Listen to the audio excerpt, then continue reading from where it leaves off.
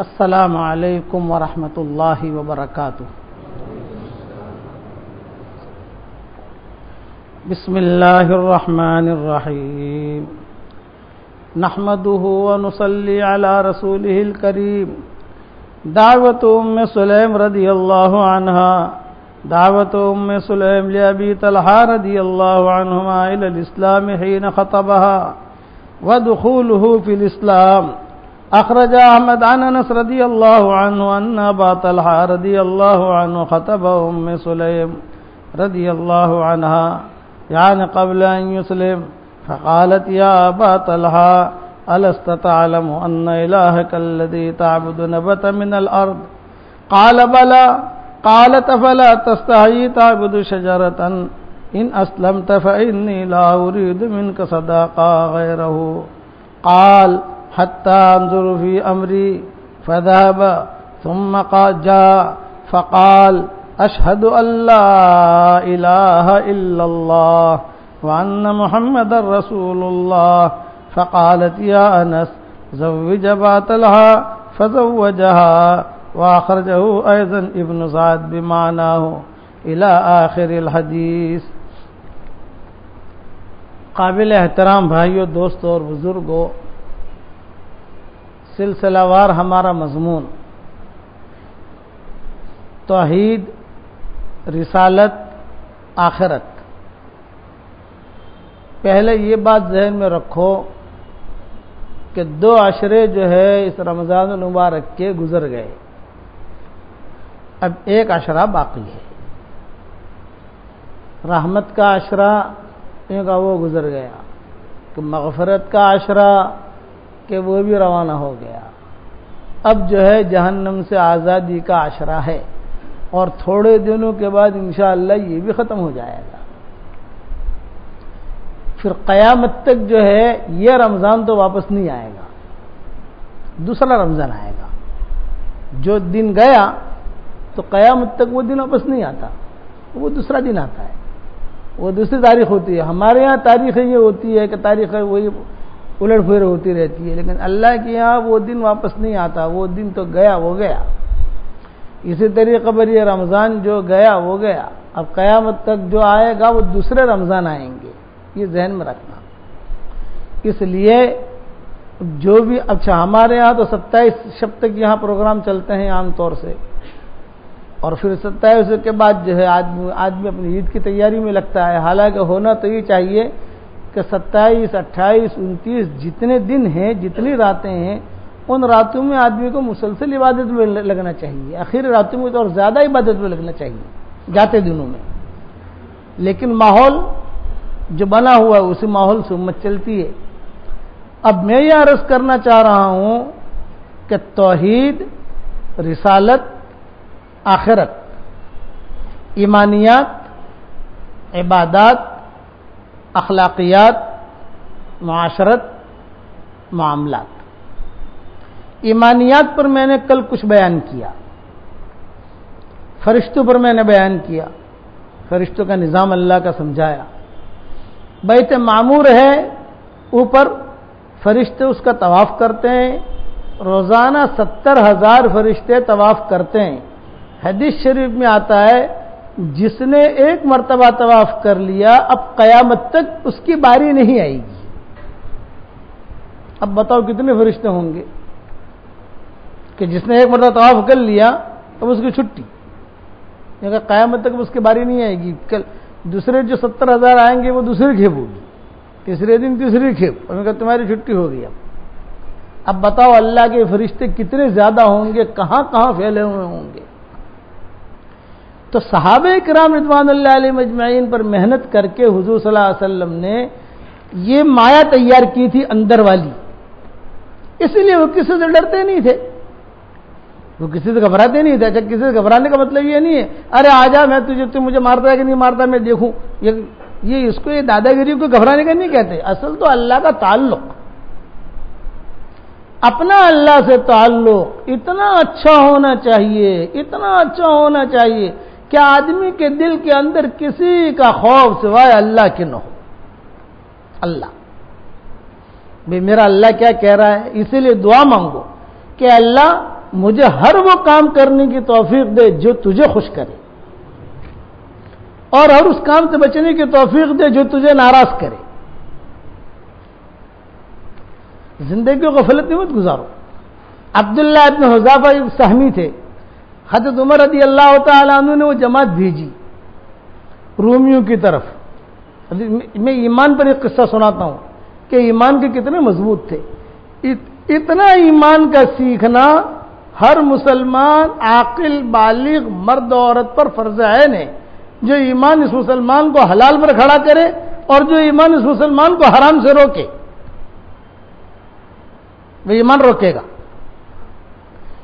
یہی ایمان جو ہے وہ گناہوں سے روکے گا، کوئی اور چیز نہیں روکے گی، کہ اللہ تو دیکھ رہا ہے۔ عبداللہ ابن عمر جا رہے تھے، ایک نوجوان، گرمی خوب ہو رہی ہے گرمی، اور نوجوان جو ہے وہ بکریاں چرا رہا ہے، 15-17 سال کی اس کی عمر ہے، بکریاں چرا رہا ہے۔ تو عبداللہ ابن عمر نے اس نوجوان سے کہا کہ بھائی ہم لوگ مسافر ہیں، یہ تیری بکری میں سے ایک بکری دے دے، ہمیں کچھ دودھ پی لیں یا اس کو ذبح کریں، کھانا کھائیں۔ ایک استہزاء یا ایسے ہی چلتے چلتے اس نوجوان سے بات کی، تو اس نوجوان نے کہا کہ جی اچھا، نوجوان جانتا نہیں تھا کہ عبداللہ ابن عمر ہیں، بڑے لوگوں میں سے ہیں۔ بعض مرتبہ ہوتا ہے کہ آدمی نہیں پہچانتا، تو کتابوں میں لکھا ہے کہ یہ بھی قصہ بھی ایمان پر سنا رہا ہوں کہ کتابوں میں لکھا ہے کہ اس نے یوں کہا کہ میں کیسے دوں، یہ بکریاں تو میری نہیں ہیں، یہ تو میرے آقا کی ہیں، میں تو نوکر ہوں یہاں، میں کیسے دوں؟ تو عبداللہ بن عمر نے کہا کہ تیرا آقا تو سو رہا ہوگا، ایک بکری دے دے، اتنی سارا ریوڑ ہے، کیا فرق پڑتا ہے؟ تیرے آقا کہاں تجھے دیکھ رہا ہے؟ وہ تو کوئی بھی نہیں ہے، تو اکیلا ہے۔ تو وہ نوجوان یہ کہہ رہا ہے کہ میرا آقا تو مجھے نہیں دیکھ رہا، لیکن اللہ تو دیکھ رہا ہے۔ این اللہ، یہ جنگل بیابان میں۔ تو عبداللہ ابن عمر ایک دم سے جو ہے تھرا گئے اس کی بات سے۔ اب عبداللہ ابن عمر نے وہیں پڑاؤ ڈالا، قریب میں کوئی درخت تھا، وہیں پر اپنا کھانا وغیرہ سب تیار کرا کے جب کھانے بیٹھے تو اس نوجوان سے کہا کہ یا غلام بے ہمارے ساتھ کھانے کے لیے آ جاؤ بیٹا۔ تو نوجوان کیا کہہ رہا ہے؟ بارک اللہ بارک اللہ، اللہ آپ کے کھانے میں برکت دے، میں روزے سے ہوں، میں روزے سے ہوں۔ یہ ایمان ہے کہ نوجوان ہے اور عرب کی گرمی میں وہ روزے کے ساتھ بکریاں چرا رہا ہے۔ وہ آدمی کو یہ اندر کی چیز ابھارے گی، یہ کسی کی تقریر نہیں ابھارے گی۔ یہ تقریریں جو ہوتی ہیں یہ تو ایک ذہن سازی کے لیے ہوتی ہے، آدمی تھوڑا سمجھے اللہ رسول کی کیا بات ہے، بھئی تھوڑا سا اس کے دل میں بات اترے، یہ تھوڑا آخرت کو سمجھے، بھئی مرنا ہے وہ بھی سمجھے، آخرت میں اللہ کے سامنے کھڑا ہونا ہے وہ سمجھے۔ لیکن اعمال پر کون سی چیز کھڑی کرے گی؟ وہ اندر کا ایمان کھڑا کرے گا، یاد رکھنا، وہ اندر کا ایمان ہوگا۔ اور یہ ایمان بغیر مجاہدے کے نہیں آتا، لیکن آج اللہ معاف فرمائے، چونکہ ہم بہت بگڑ گئے، ہماری روزی یہ مشکوک ہو گئی، ہماری نمازیں یہ مشکوک ہو گئیں، ہمارے روزے یہ مشکوک ہو گئے، ہماری نیکیاں، کہ وہ نیکیاں اس میں کرنٹ کہاں سے آئے گا؟ کہ رمضان کا چاند آیا، قرآن پکڑا، اور وہ بھی ایک ہفتے کے لیے، بیچ میں جو ہے آدمی تھوڑا سا اور سستی میں آ جاتا ہے، پھر آخری راتیں آئیں اس میں تھوڑا متوجہ ہوا، اور جہاں عید کا چاند دکھا تو قرآن کو رکھ دیا، جو رمضان کی عبادتیں تھی وہ رکھ دی۔ عربی مسجد کیوں خالی ہو گئی؟ یہ مسجد رمضان گیا۔ تو نماز جو ہے یہ خالی رمضان کے ساتھ خاص نہیں ہے، نماز تو سدا بہار ہے، اللہ کا حکم ہے کہ جو آدمی نماز نہ پڑھے تو وہ تو جو جہنم کے اوپر اس کا نام لکھ دیا جاتا ہے۔ اور امام احمد کے یہاں تو اگر کوئی نماز نہ پڑھے تو وہ تو اسلام کے بارڈر تک پہنچ جاتا ہے، اتنی اہم چیز ہے نماز۔ قرآن شریف میں اقیم الصلاۃ اقیم الصلاۃ اقیم الصلاۃ اقام کتنا کہا ہے قرآن شریف میں، نماز قائم کرو نماز قائم کرو نماز قائم کرو نماز قائم کرو۔ تو وہ نماز پر کون سی چیز ابھارے گی؟ وہ اندر کا ایمان ابھارے گا. یہ یاد رکھنا. میں اسی ایمان پر ہمارے یہاں سہارنپور میں اور یہ دہلی میں وہاں پر بھی جون جولائی میں اور یہ مئی میں بہت گرمی ہوتی ہے. تو ایک بہت بڑے اللہ والے تھے, وہ لبے سڑک وہ سفر کر رہے تھے. اللہ والے جو تو لبے سڑک وہ کھڑے رہے دیکھنے کے لیے کہ میں سفر کر رہا ہوں تو کوئی آدمی اگر مجھے ملے تو میں اس کے ساتھ جماعت کے ساتھ ظہر کی نماز پڑھ لوں. تو ایک بڑے میاں اپنے سر پر گٹھر لیے ہوئے داڑھی اور کھیت سے وہ آ رہے تھے. تو مولوی یہ حضرت نے کہا السلام علیکم. بڑے میں نے کہا وعلیکم السلام. یہ کہا چچا کہاں جا رہے ہو؟ گاؤں میں جا رہا ہوں. یہ کہا مجھے نماز پڑھنی ہے تو آپ وضو کر لو, تو جماعت کے ساتھ نماز مجھے جماعت کا ثواب مل جائے گا. بڑے میاں نے کہا کہ گٹھر جو ہے وہ ڈالا اور اپنا رومال بچھایا, چلو ان کو وضو تو کر لو. یہ کہا نا با وضو ہوں. با وضو رہنے کی عادت ڈالو, یاد رکھو. با وضو رہو گے, خدا نہ خواستہ انتقال ہوا تو وضو کی حالت میں موت آئی گی. صحابی تھے, انہوں نے حضور صلی اللہ علیہ وسلم سے پوچھا میں بہت بڑا مالدار بننا چاہتا ہوں, میری روزی میں اللہ برکت دے. تو حضور صلی اللہ علیہ وسلم نے فرمایا اقیم علی الطہارہ یوسع علیک رزقک, کہ اقیم علی الطہارہ, ہمیشہ باوضو رہا کر, اللہ تیری روزی میں برکت دے گا. تو صحابی کہتے تھے کہ میں نے کبھی بھی آسمان بغیر وضو کے نہیں دیکھا, کہ وضو کرنے کی سہولتیں ہیں الحمدللہ. ہم نے ہمارے عرب دوستوں کو دیکھا ماشاءاللہ, کسی جگہ سفر میں جاتے کرتے کبھی کوئی ہوا جا وضو ٹوٹے ہو جا, اچھا اس میں اتنا غلو بھی نہیں کرنا کہ صاحب جو ہے میاں بیوی دونوں بیٹھے ہیں, اب جو ہے وہ ایک دم سے کھڑی ہو گئی کہ مولانا نے کہا با وضو میرا وضو ٹوٹ گیا وضو کر کے آتی ہوں نا, یہ بھی نہیں. اعتدال کے ساتھ کوشش کرو کہ با وضو رہو. قادم علی الطہارہ یوسع علیک رزقک. صحابی نے 25 سوالات کیے تھے. پہلا سوال یہ کیا تھا کہ اے اللہ کے نبی میں چاہتا ہوں کہ بہت بڑا عالم بنوں. تو حضور نے فرمایا وقال انا اريد ان اكون اعلم الناس قال له اتق الله تكن اعلم الناس. بہت بڑا عالم بننا چاہتا ہوں. حضور صلی اللہ علیہ وسلم نے فرمایا تقوی اختیار کر, سب سے بڑا عالم تو ہی ہوگا. آخری سوال کیا کہ انا اريد ان يوسع لي في رزقي, میں چاہتا ہوں میری روزی میں برکت ہو. تو حضور صلی اللہ علیہ وسلم نے فرمایا ادم علی الطہارہ یوسع علیک رزقک, باوضو رہا کر, اللہ تیری روزی میں برکت دے گا. تو کہتے تھے بغیر وضو کے میں نے آسمان نہیں دیکھا, اور الحمدللہ مدینہ میں مجھ سے بڑا مالدار کوئی نہیں تھا. اور ایک وظیفہ اور بتاتا ہوں روزی کا, اور یہ بھی حدیث کا ہے, کسی باپو کا وظیفہ نہیں ہے بھائی. آپ سمجھ گئے نا کہ باپو نے کوئی چیز دی, یہ چکر میں پڑیو مت, اللہ رسول کے چکر میں آ جاؤ. اللہ کو پکڑ لو, رسول کو پکڑ لو, قرآن کو پکڑ لو, اپنے عقیدے ٹھیک کرو. یہ جو اگلی چیز بتا رہا ہوں یہ کوئی باپو کی نہیں ہے, کوئی مولوی صاحب کی نہیں ہے, کوئی تجربے کی نہیں ہے, یہ حدیث کی ہے. یہ حضور صلی اللہ علیہ وسلم نے فرمایا جب بھی گھر میں جاؤ سلام کرو, گھر میں کوئی ہو یا گھر میں نہ ہو. اپنی دکان پر جاؤ, آفس میں گئے کوئی نہیں ہے, آپ خود دکان کھول رہے ہیں, آپ اپنی سلام کرو. یا آپ کے جو ملازمین ہیں ان کو کہو کہ بھی تم بھی جب بھی دکان کھولو سلام کرو. دکان آدمی ملازم دکان کھولتا ہے, آدمی دکان میں کوئی بھی نہیں ہوتا ہے, بس سلام کرو. سلام کرو, سلام کے بعد ایک مرتبہ درود شریف پڑھو اور ایک مرتبہ سورہ اخلاص پڑھو.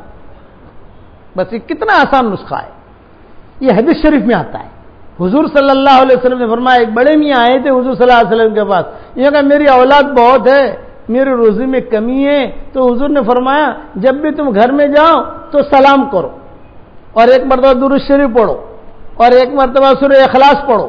تو حدیث شریف میں آتا ہے کہ کچھ دنوں کے بعد حضور صلی اللہ علیہ وسلم سے پھر ملے تو حضور نے فرمایا بھائی تم نے میں نے بتایا تھا کرنا شروع کیا کہ نہیں؟ میں نے کہا ہاں حضرت الحمدللہ میرے روزے میں اتنی برکت ہوئی کہ پہلے میرے بیوی بچوں کو کھلانے کے لیے پیسے نہیں ہوتے تھے، اب اللہ نے اتنی برکت دی کہ بیوی بچوں پر خرچ کرتا ہوں پھر بھی مال بچ جاتا ہے، تو میں نے رشتہ داروں پر خرچ کرنا شروع کیا، پھر بھی مال بچ جاتا ہے، تو میں نے مدینہ والوں پر خرچ کرنا شروع کیا، اب بھی مال بچ جاتا ہے، اب آپ بتائیے مال کہاں لگاؤں؟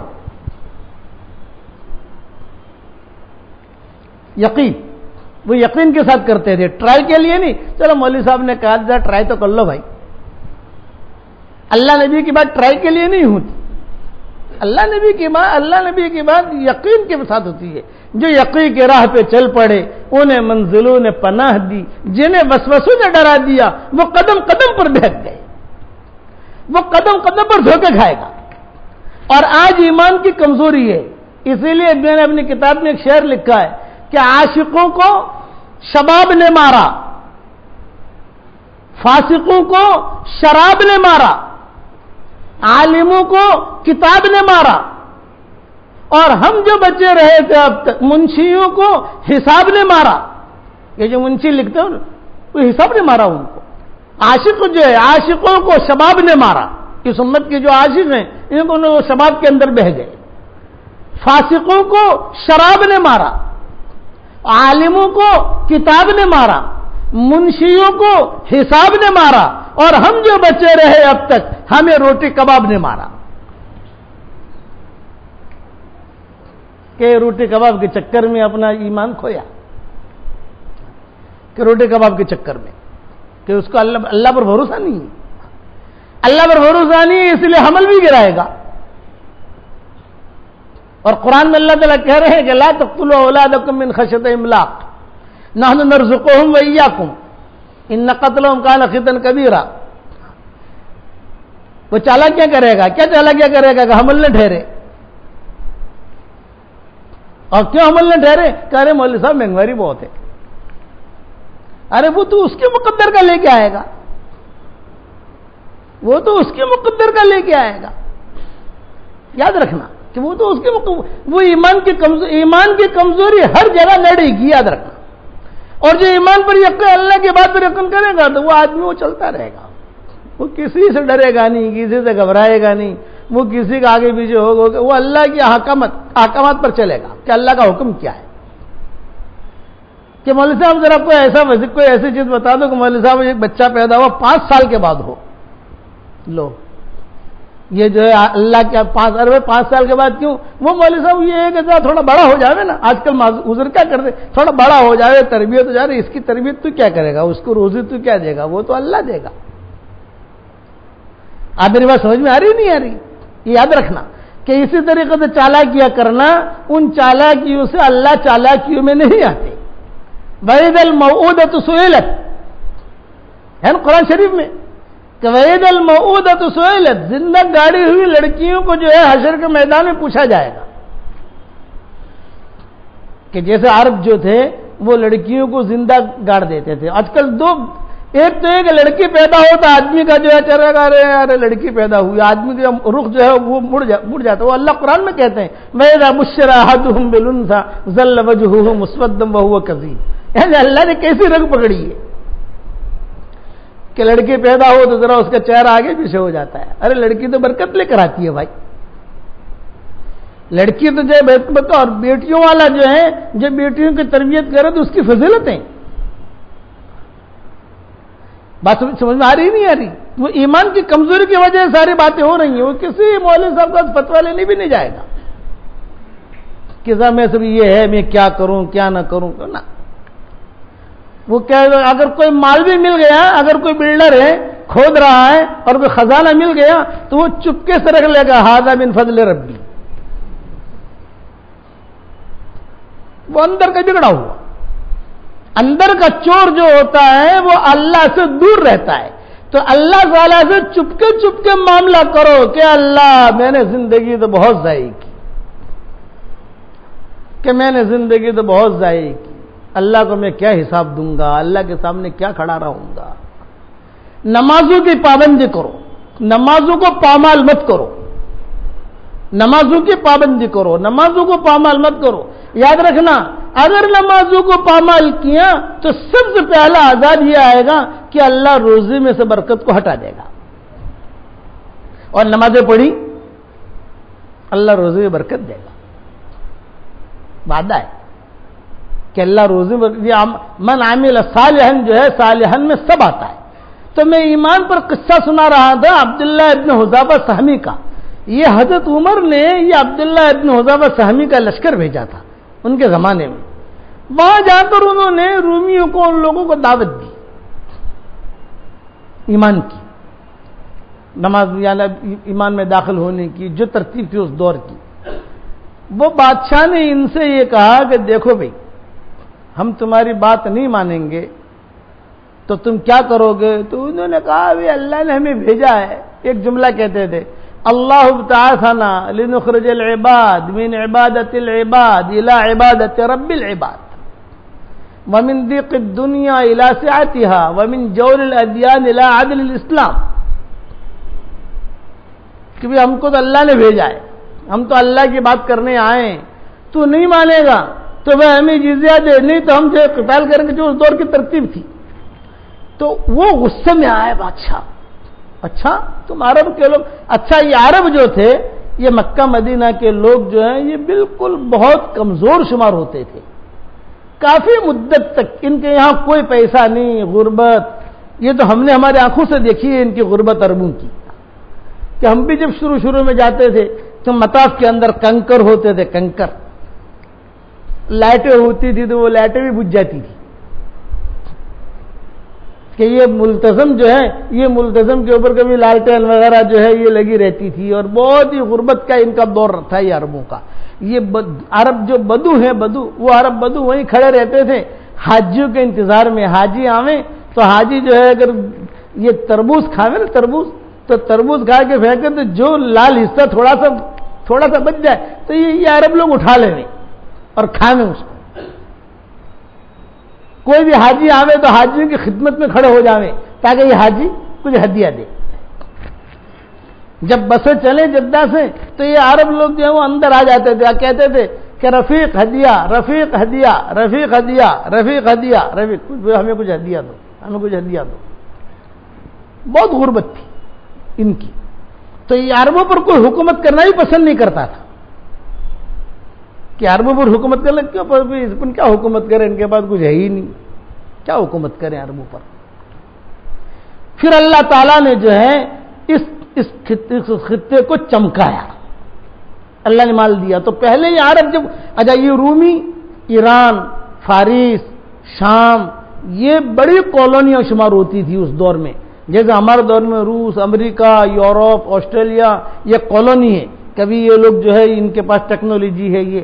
تو اس دور میں یہ رومن امپائر اور یہ ان کی بڑا یعنی دنیا میں ان کا نام تھا. اب یہ عرب گئے سیدھے سادے بیچارے, وہ بات کر رہے ہیں. اچھا دیہاتی عرب, تلوار بھی ہاتھ میں. عبداللہ ابن حذافہ سہمی, بادشاہ نے کہا تم اللہ کی طرف دعوت دینے آئے ہو, ارے میرے سامنے جو ہے اس آدمی کو قتل کرو. ان کا ساتھی تھا, قتل کر دیا ان کے سامنے. تو عبداللہ ابن حذافہ کھڑے ہوئے ہیں, اور عبداللہ ابن حذافہ کیا کہہ رہے ہیں؟ ماشاء اللہ فی الجنہ, یقین ماشاء اللہ جنت میں چلا گیا. اب بادشاہ نے کہا کہ اس کو تو ہم نے یعنی خوف کے لیے اس کے آدمی کو مارا تاکہ یہ ڈرے یہاں سے جائے, یہ تو اور خوش ہو رہا ہے. یہی چیز ہمارے اسلاف میں تھی.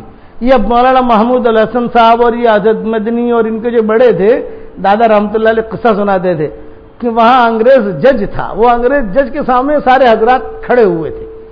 تو انگریز جج نے فیصلہ کیا, فیصلہ یہ کیا کہ بھی ان کو پھانسی دی جائے.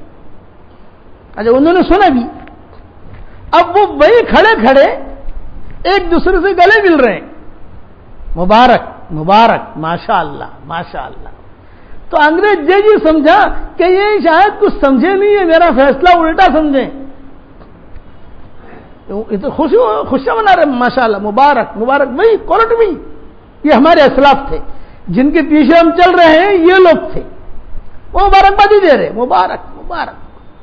تو انگریز جج نے کیا کہا؟ اس نے کہا کہ وہ ترجمان سے کہ یہ میرا فیصلہ سمجھے بھی ہے کہ نہیں سمجھے. تو اس نے کہا ارے بھائی تم جج کا فیصلہ سمجھے کہ نہیں؟ انہوں نے کہا ہاں سمجھے. کہ کیا سمجھے؟ یہ تو پھانسی کا حکم دیا. تو انگریز جج نے کہا کہ پھانسی کے حکم سے کوئی خوش ہوتا ہے؟ یہ فرمایا تھا ہم تو اس سے خوش ہوتے ہیں کہ اللہ سے ملیں گے، نبی سے ملیں گے، ابو بکر عمر سے ملیں گے.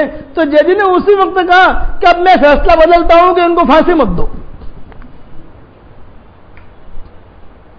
کیونکہ پھانسی کا فیصلہ تو غم کے لیے ہوتا ہے. ارے یہ تو خوش ہو رہے، فیصلہ ہی بدل دیا.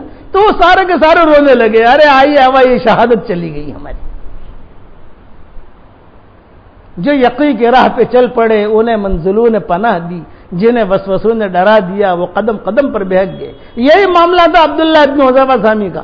وہ ہنس رہے ہیں ماشاء اللہ فی الجنہ، جنت میں گیا، جنت میں گیا. تو اس نے کیا کہا بادشاہ نے؟ بھئی تم کو بہت بڑے آدمی نظر آتے ہو، ایک کام کرو سیٹلمنٹ کر لو. سیٹلمنٹ آج آدمی 100 روپے کے لیے ایمان بیچتا ہے. 100 روپے کے لیے 100 روپے کی قیمت زیادہ ہے نماز کے مقابلے میں. اور وہاں سیٹلمنٹ کے لیے کیا کہہ رہے ہیں کہ تم میری جتنی حکومت ہے آدھا میں دیتا ہوں، آدھا جتنی میری حکومت ہے، زمین سونا چاندی، آدھی چیز میں تجھے دے دیتا ہوں، تو نصرانی بن جا، ان تنصر، نصرانی بن جا. تو عبداللہ ابن حذیفہ نے کہا کہ نہیں ہوگا. یوں کہا کہ پورے دے دوں تو نصرانی بن جا، نہیں کرنا.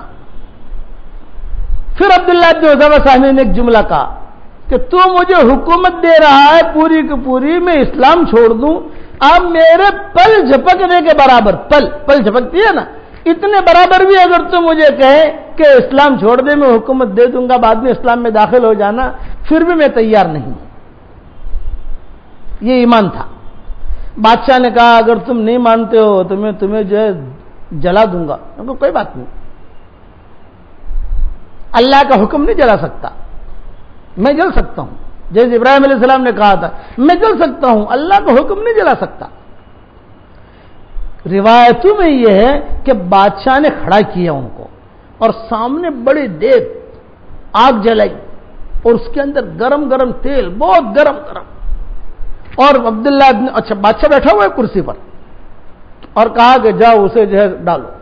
پہلے تو تیر لگائے، اس قسم کے تیر لگائے کہ جلادوں سے کہا کہ اسے لگے نہیں، ڈراؤ، دائیں سے گزرے بائیں سے گزرے تاکہ آدمی ڈر کر اسلام چھوڑ دے.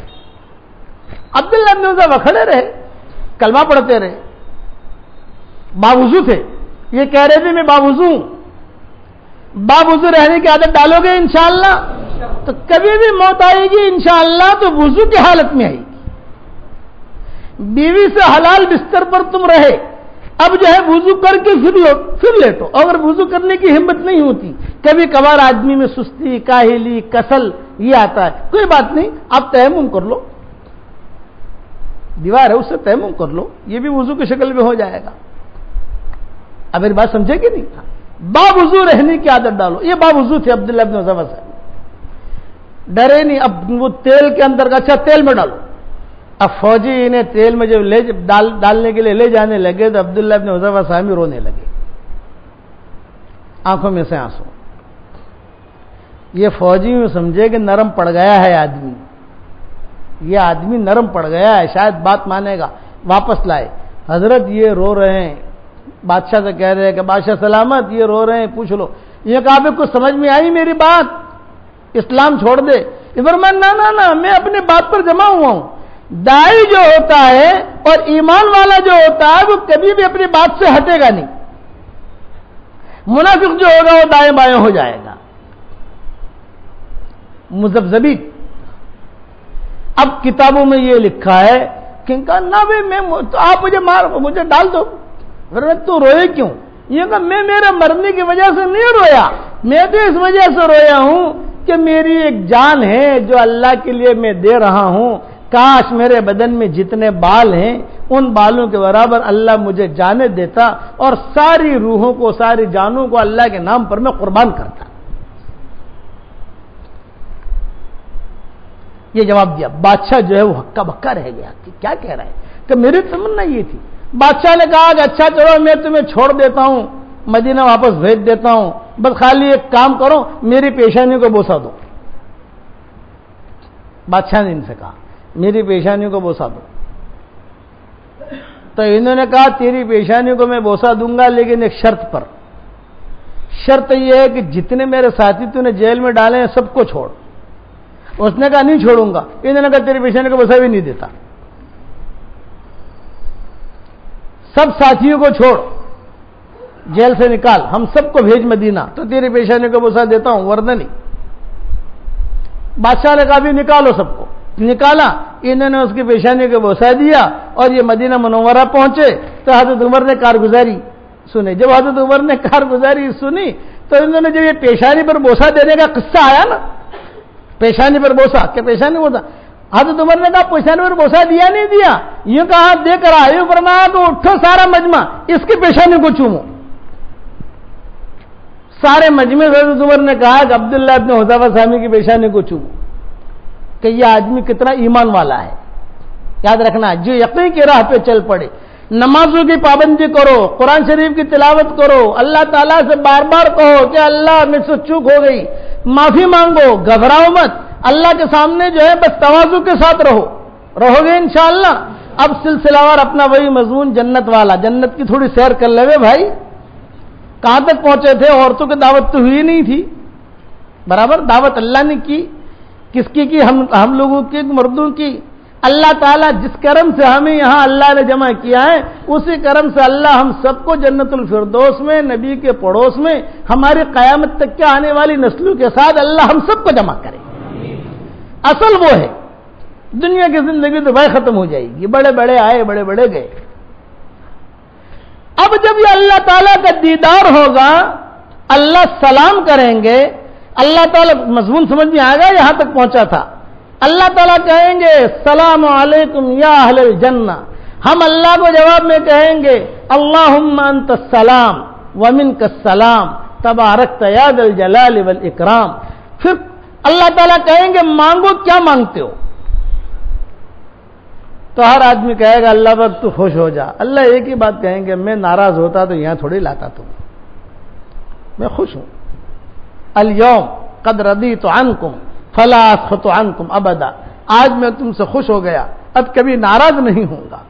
اللہ کی طرف سے خط آئے گا اور اس خط میں لکھا ہوگا من الرحمن الی عباد الرحمن. رحمان کی طرف سے رحمان کے بندوں کے نام. اس خط کو پورا سناتا نہیں ہوں میں، لیکن اخیری اس کی جو لکیر ہوگی، اخیری لکیر وہ سناتا ہوں. یا عبادی الیوم قد رضیت عنکم فلا اسخط عنکم ابدا. یا عبادی الیوم قد انتقلت الیکم قد التقلت صفتی کن الیکم.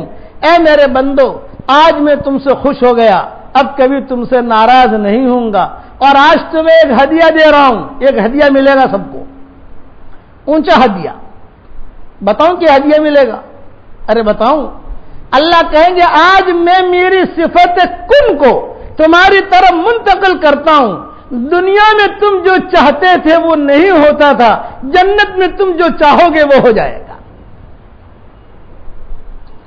کہ اللہ کی صفت کن ہے. انما امرہ اذا اراد شیئا ان یقول له کن فیکون. اللہ کہیں گے الیوم انی قد انتقلت الیکم صفتی کن الیکم. آج میں میری صفت کن کو تمہاری طرف منتقل کر رہا ہوں، تم جنت میں جو چاہو گے وہ ہو جائے گا. اب تم جاؤ. اللہ تعالیٰ کہیں گے تم جاؤ اپنے گھروں پر جاؤ. تو ہم جنتی جو ہے نا، اللہ سے ملاقات ہوئی، بات چیت ہو گئی. اللہ تعالیٰ نے قرآن پڑھ کے سنایا. اللہ تعالیٰ سورہ انعام پڑھ کے سنائیں گے. کون سی سورت پڑھ کے سنائیں گے بھائی؟ سورہ انعام. جب یہ سورہ انعام نازل ہوئی الحمدللہ الذی خلق السماوات والارض وجعل الظلمات والنور ثم الذین کفروا بربہم یعدلون. یہ سورت جب نازل ہوئی مدینہ منورہ میں 70,000 فرشتوں کے جھول میں نازل ہوئی. حضور نے فرمایا یہی وہ سورت ہے کہ تمہارا رب تمہیں جنت میں سنائے گا. سنیں گے انشاءاللہ بھائی. اب جب اللہ کہیں گے اب تم جاؤ اپنے گھر. اب ہم جب لوٹیں گے وہاں سے تو روایتوں میں یہ ہے کہ اپنے گھروں پر جاتے ہوئے بیچ میں بڑے بڑے شاپنگ سینٹر ہوں گے، بڑے بڑے مال، چھوٹے چھوٹے باکھڑے نہیں، بمبئی جیسے. کہ 10x10 کا باکھڑا ہے, 10x15 کا باکھڑا ہے. مجھے 10x15 سمجھ میں ہی نہیں آتا کہ 10x30 کا باکھڑا ہے. یہ نا بڑے بڑے مال, بڑے بڑے, اور اسے جو اندر سے گزر ہوگا. حدیث شریف میں آتا ہے یہ روایت میں کہ مدینہ منورہ کے بازار میں ابو ہریرہ کی ملاقات ہوئی سعید ابن مسیب سے. سعید ابن مسیب ابو ہریرہ دونوں ملے تو ابو ہریرہ نے کہا سعید ابن مسیب, مدینہ کے بازار میں اللہ نے تیری میری ملاقات کرائی, میں دعا کرتا ہوں جنت کے بازار میں بھی اللہ تیری میری ملاقات کرائے. تو سعید ابن مسیب نے پوچھا یا ہم, یہ سعید ابن مسیب ابو ہریرہ کے داماد بھی تھے, یا خسر داماد ہیں دونوں.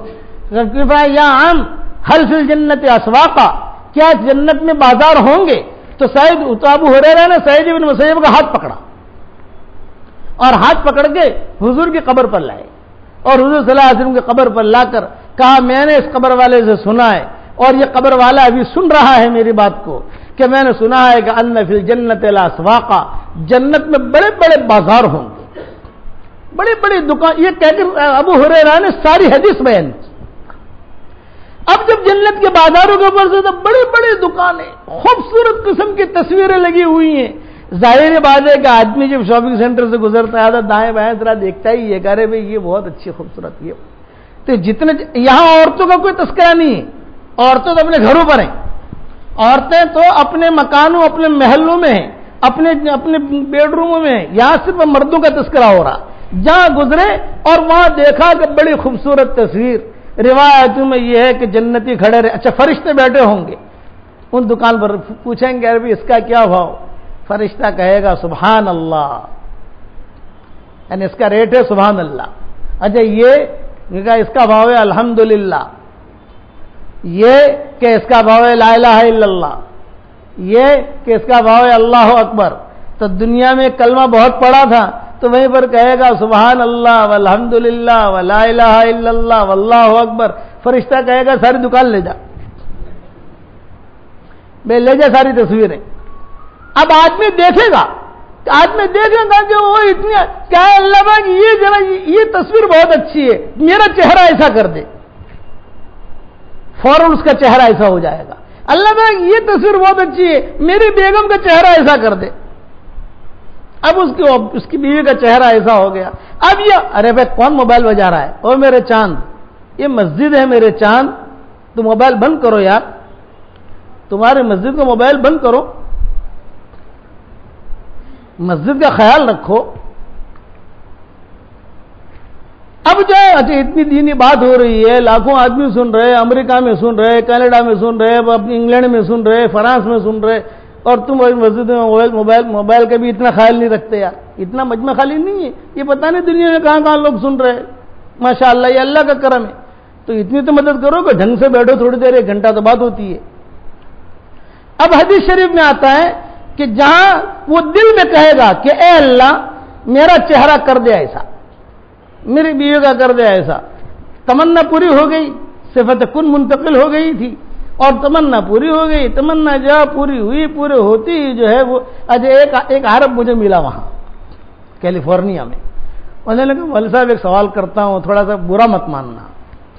وہ عرب نے کہا, میں نے کہا کہ پوچھو کیا پوچھنا چاہتے ہو. میں نے کہا ڈھنگ کا سوال کرنا, دھمال والا مت کرنا, ٹینشن ہو ایسا مت کرنا. وہ عربوں کے سوال ہے, خاص طور سے مصری لوگوں سے بہت گھبراتا ہوں. مصری اور یہ فلسطینی یہ جو ہے ان کے سوالات ایسے ہوتے ہیں, ڈھنگ کا کرنا کا.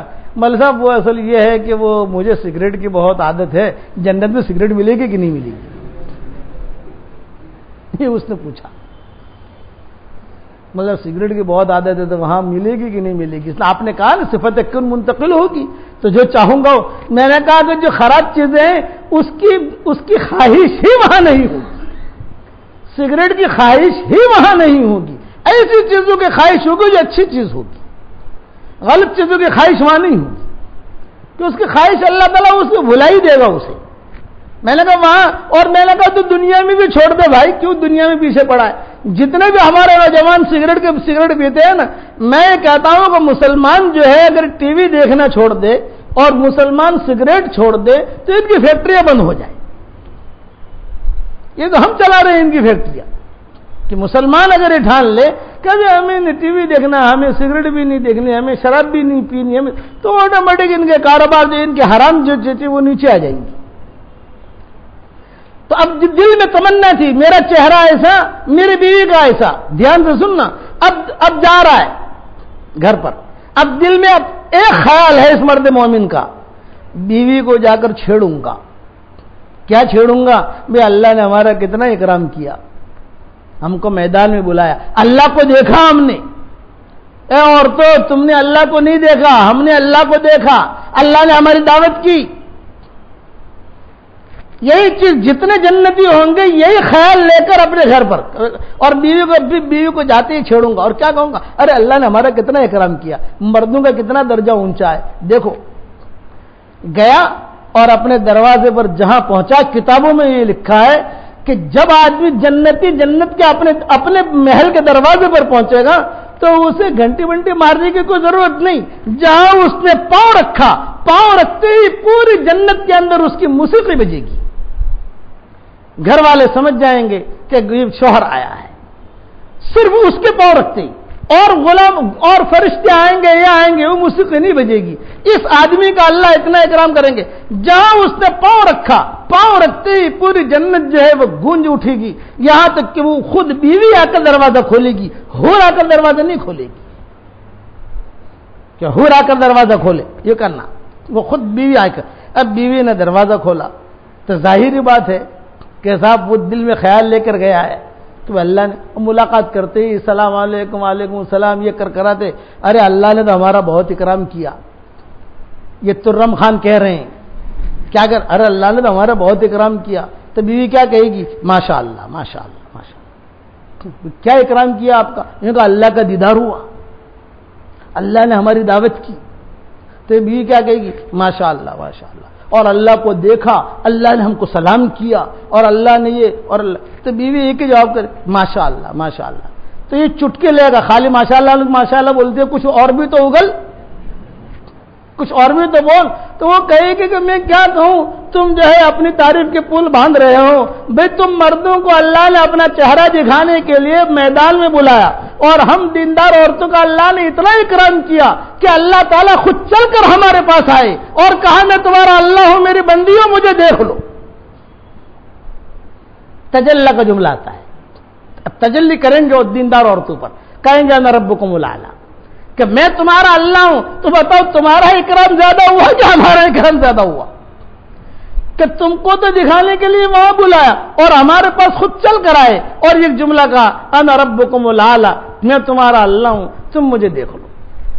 تو دنیا میں دیندار مرد، اور اسی لیے حضرت حذیفہ تھے، یہ اپنی بیوی کو ہمیشہ کہا کرتے تھے اللہ نے تجھ کو دنیا میں میرا ساتھی بنایا ہے، اب جو ہے تو جنت میں بھی اللہ میرا ساتھی بنائے تجھے، تو دینداری کے ساتھ رہنا. یہ حدیث شریف میں آتا ہے. حضرت حذیفہ ان کی بیوی، ان کے قصے حدیثوں میں آتے ہیں کہ ہم دونوں ساتھ میں رہیں جنت میں، اس لیے دونوں میاں بیوی دیندار بنے تاکہ دنیا میں بھی ساتھ ہو، مرنے کے بعد بھی ساتھ ہو. آپ سمجھے کہ نہیں؟ بس ام سلمہ نے ایک سوال کیا حضور صلی اللہ علیہ وسلم سے کہ حضرت جب حضور نے یہ حدیث بیان کی بکھرے موتی 5ویں جلد میں یا 4تھی جلد میں، جنت کا بہت مضمون میں نے بیان کیا ہے، وہ تو آپ وہاں دیکھ لینا. لیکن ام سلمہ والی حدیث، جب حضور صلی اللہ علیہ وسلم نے یہ حدیث بیان کی، جنت کی فضیلتیں بیان کی، تو ام سلمہ نے کہا کہ حضرت میرے دل میں ایک بات کھٹک رہی ہے ہم عورتوں کے بارے میں. حضور نے فرمایا بتاؤ کیا کھٹک رہی؟ یہ کہا بعض عورتیں ہوتی ہیں وہ شادی کرتی ہیں، پھر شوہر کا انتقال ہو جاتا ہے، وہ شوہر بھی دیندار تھا، اور پھر دوسرا نکاح کرتی ہیں تو وہ بھی دیندار، تو یہ عورت جو ہے پہلے شوہر کے ساتھ جائے گی یا دوسرے شوہر کے ساتھ جائے گی؟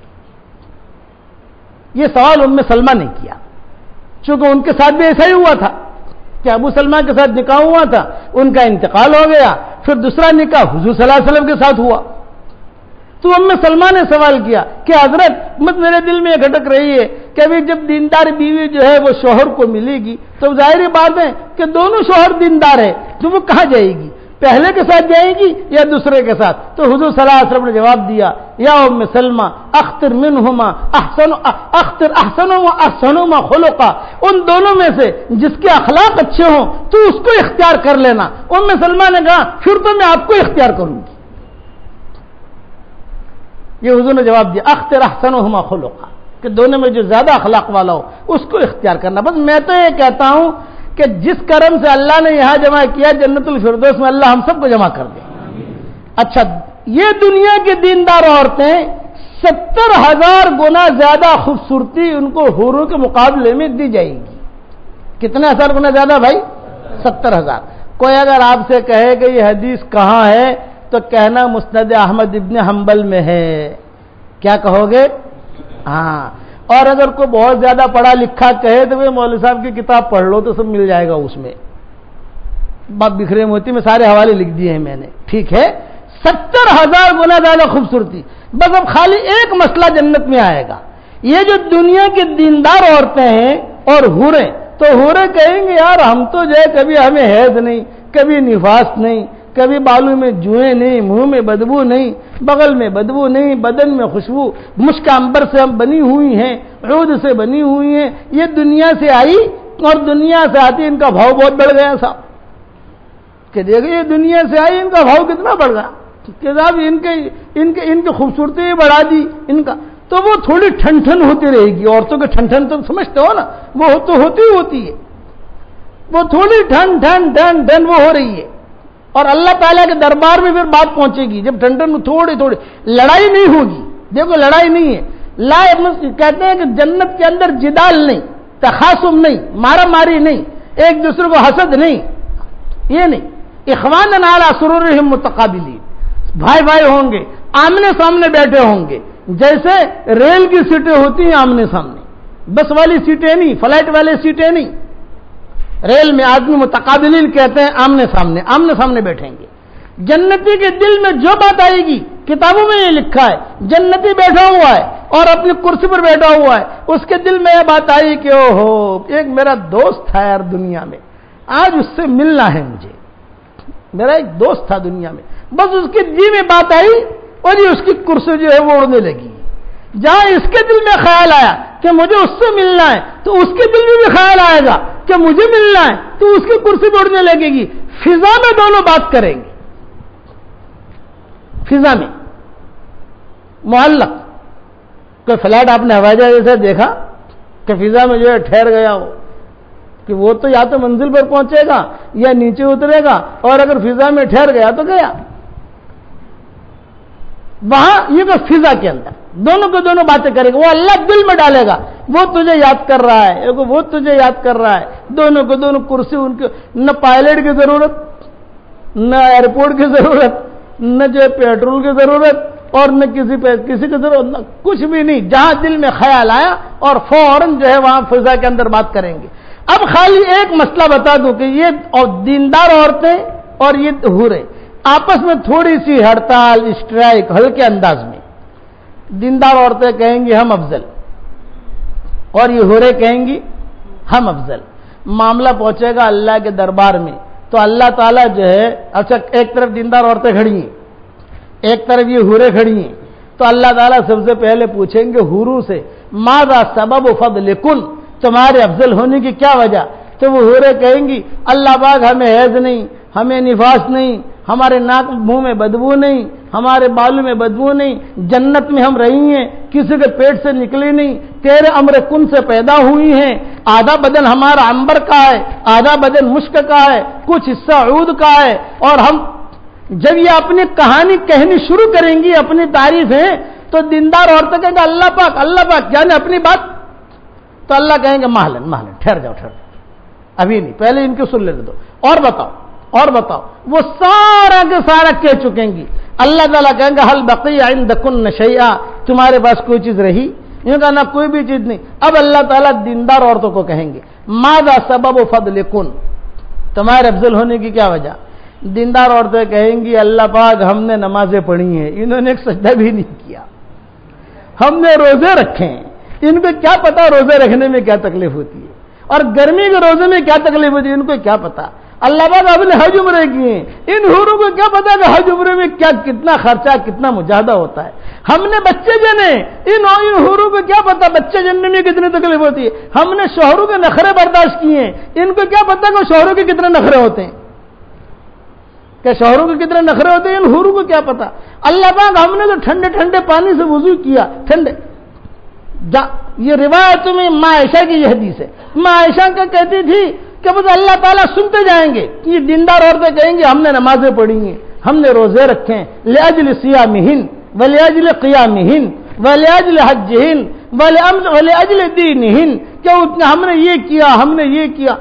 شوہر ہمارا اللہ کے راستے میں جاتا تھا، اس وقت میں جہاد وغیرہ کی ترتیب ہوتی تھی کہ اللہ کے راستے میں جاتا تھا. اب بچہ بیمار ہو گیا، ہم نے جو ہے بچوں کی خیر خبر رکھی، کبھی بھینس بیمار ہو گئی اس کی خیر خبر رکھی. بھئی وہ اللہ کے راستے میں گیا، میں پیچھے سنبھالتی تھی.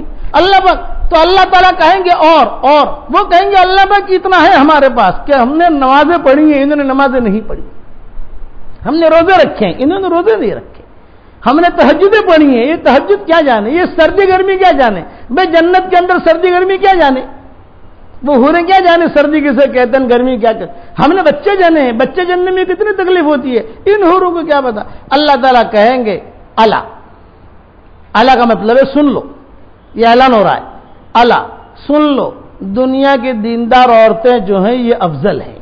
ہو جائے گا دنیا کی دیندار عورتیں افضل. تو ماں عائشہ اس کے بعد کہی فغلبن نساء اہل الدنیا علی نساء اہل الاخرہ، دنیا کی دیندار عورتیں ان حوروں کے اوپر غالب آ جائیں گی. بڑی زوردار ہے دنیا کی دیندار عورتیں، دنیا میں اپنے شوہروں پر غالب، جنت میں حوروں پر غالب. ارے بتاؤ جنت میں جانا نہیں جانا انشاءاللہ. اب میں کیا بتاؤں جنت کا، میں تو خالی اتنا کہتا ہوں کہ روزانہ ہر فرض نماز کے بعد اگر آپ نے اتنی عادت ڈال دی نا 10 مرتبہ سورہ اخلاص کی اور روزانہ اللہ سے جنت مانگو. حدیث کا مفہوم ہے کہ جب آدمی روزانہ اللہ سے جنت مانگتا ہے نا تو جنت خود کہتی ہے اللہ پاک مانگتا ہے بھیج دیں میرے پاس. اور روزانہ جہنم سے پناہ مانگو تو وہ جہنم خود کہتی ہے اللہ میرے پاس مت لانا اس کو، وہ تو مجھ سے دشمنی کرتا ہے، میرے پاس مت لانا. تو مانگو گے بھائی کہ اللہ جنت میں داخل کر دے، اتنا کہنا ہے تو جنت خود کہے گی. ادھر اللہ پاک یہ روزانہ بیچارہ مجھے مانگتا ہے، میرے اندر لے آن اس کو. اللہم انا نسألک الجنہ وما قرب الیہا من قول وعمل ونعوذ بک من النار وما قرب الیہا من قول وعمل. یہ حدیث شریف کا مفہوم ہے، یہ دعا بھی حدیث کی ہے کہ روزانہ اللہ سے جنت مانگو. ایک مرتبہ جنت مانگنے میں کیا جاتا ہے بھائی، کچھ جاتا ہے؟ تو جنت کہے گی اللہ پاک روزانہ مانگتا ہے بھیج دے، تو اللہ جنت کی دعا بھی قبول کرے گا. پھر جہنم سے اللہ پاک جہنم میں نہیں جانا، جہنم میں نہیں جانا، جہنم میں نہیں جانا، تو جہنم کہے گا اللہ پاک یہ تو میرا دشمن آنا ہی نہیں چاہتا. تو اللہ تعالیٰ کہے گا جب تجھ سے دوستی نہیں ہوتی نہیں بھیجتا، اس کو جنت میں بھیجتا ہوں. تو جنت میں جانے کے 2 وظیفے ہوئے، ایک تو ہر فرض نماز کے بعد 10 مرتبہ برابر، اور دوسرا روزانہ 1 مرتبہ 2 مرتبہ جتنا بھی ہو، خالی اتنا اللہ سے کہنا کہ اے اللہ پاک تیری جنت میں داخل کر دے، اے اللہ پاک تیری جنت میں داخل کر دے. مانگو گے انشاءاللہ. اب دیکھو اچھا ایک بات یہ ہے کہ مصنف کی طرف سے کوئی چیز ہدیہ ملے کسی کو تو اس میں روحانی کرنٹ بہت بڑھ جاتا ہے. کہ کوئی آدمی نے کتاب لکھی، جیسے مولانا یوسف صاحب رحمۃ اللہ علیہ حیات الصحابہ لکھی، حضرت شیخ نے فضائل اعمال لکھی، تو حضرت شیخ نے اپنے ہاتھ سے جن کو فضائل اعمال دی تو ان کے خاندانوں میں دین داخل ہو گیا، کیونکہ ان کی روحانیت ہے لگی ہوئی. مولانا یوسف صاحب رحمۃ اللہ علیہ نے حیات الصحابہ لکھی تو اپنے ہاتھ سے انہوں نے یعنی ترتیب سے جو بھی ہمارے ساتھی تھے ان کو دی. تو ظاہری بات ہے کہ وہ ایک روحانی کرنٹ، کیونکہ مصنف خود اس کی جان، اس کی محنت اس میں لگی ہوتی ہے. تو اب یہ جو ہمارا قرآن شریف کا ترجمہ آیا ہے چھپ کر الحمدللہ، اب سے پورے بمبئی والوں کو تو دے نہیں سکتے، پہنچا نہیں سکتے، لیکن میں نے یہ نیت کی کہ کم سے کم یہ مسجد میں جنہوں نے اعتکاف کیا ہے، یہ اپنے مہندی مسجد میں اور رحمانیہ مسجد میں، یہ 2 ہماری قریب کی مسجدیں ہیں، اور مرغا گرنگ مسجد میں، یہ تم تحقیق کر لینا. جو معتکفین ہیں ان کو میری طرف سے آپ ہدیہ پہنچا دینا بس، تاکہ جو ہے بس اللہ تعالیٰ ان کو پڑھنے کی بھی توفیق دے اور ان کو جو عمل کرنے کی بھی توفیق دے. اور یہ اصول یاد رکھنا کہ ہم جب بھی حرم میں جاتے ہیں کہیں جاتے ہیں تو وہ عرب لوگ جو ہیں حرم میں یا مرکز میں عرب لوگ کتاب لے کر کھڑے ہوتے ہیں مقالد، حضرت اپنا نام لکھ دو۔ میں نے کہا نام کیوں لکھوں بھائی، میری طرف سے ہدیہ لے لو۔ میں کہا نہیں نام بھی لکھ دو۔ میں نے کہا نام لکھنا تو مشکل ہے، تم یہ ہدیہ لے لو۔ وہاں حرم شریف میں بھی کوئی کہتے ہیں کہ بھی تم اپنا ہاتھ لگا لو، ہدیہ لے لو ہم سے، یا ہم کو ہدیہ دے دو۔ تو یہ علماء نے لکھا ہے کہ مصنف کی طرف سے کوئی مترجم ہو، کوئی بھی آپ کا پہچان والا ہو، اور وہ مصنف خود آپ کو ہدیہ بھیجے یا تو اس میں روحانی کرن بڑھ جاتا ہے، کروڑوں ٹکا کرن بڑھ جاتا ہے۔ آپ خریدو یا کوئی آپ کو ہدیہ دے، کوئی نہیں، لیکن تو اس لیے میں نے سوچا کہ کم سے کم یہ جو ہمارے پڑوس میں تو یہ 3 مسجد ہیں، مہندی مسجد ہے، یہ رحمانیہ ہے، اور اس طرح مرغا گرن ہے، بس تو ان لوگوں کو آپ پہنچا دینا ہماری طرف سے ہدیہ، دعا کر لو۔